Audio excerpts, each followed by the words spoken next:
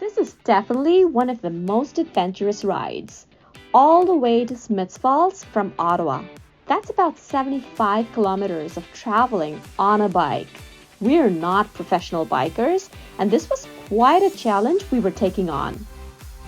We rode for an hour and stopped for coffee at this cute little place called Quitter's Coffee.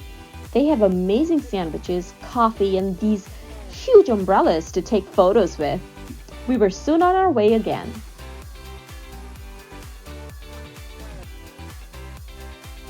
On the way, we faced a bit of a hiccup when a snake slithered across the road, and this happened. Fortunately, this guy was such a trooper, and we were soon on our way again.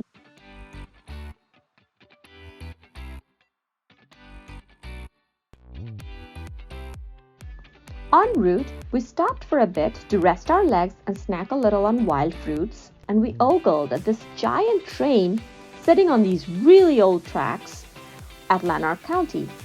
We eventually reached the city of Smiths Falls. This felt like such a milestone. After quickly checking in at the hotel, we headed for the Centennial Park with the cute little water fountains and the bridges crisscrossing over the water body. And of course, this is where stands the iconic water tower with the Smiths Falls branding. We also saw a bunch of ducks and two beautiful white swans, something we hardly ever see in Ottawa. And these birds were really camera shy and eventually ducked away. After hanging out at the park for a while, we headed for a walk and explored the town on foot before selecting a dinner place. We debated over what kind of food we wanted. Well, honestly, it was more like we had an agreement competition, like everybody was okay with whatever everybody else wanted. And that really doesn't help. Eventually, hunger took over and we settled for Matty O'Shea's Pub 12 Chambers.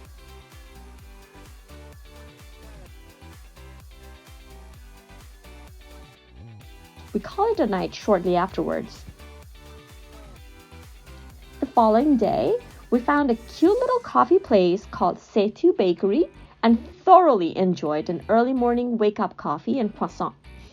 We spent a couple of hours at the Railway Museum of Eastern Ontario, and if you're into trains like Sheldon Cooper, you would absolutely love the tour where the guides speak a lot about the engine and the train bodies. There's also a train that is used as an Airbnb for train fans. The museum itself is quite well preserved with well-informed tour guides who give a detailed history of the earliest trains that ran in Canada.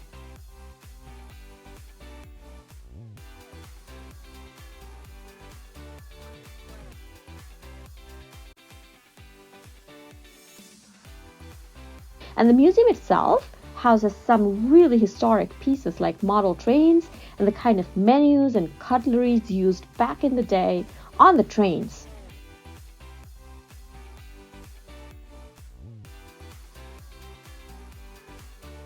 Shortly afterwards, we made a beeline to our targeted lunch place, Boomtown Fusion Eatery, a fantastic Sri Lankan place, and after a filling lunch of kotu roti, we were all set to start our journey back.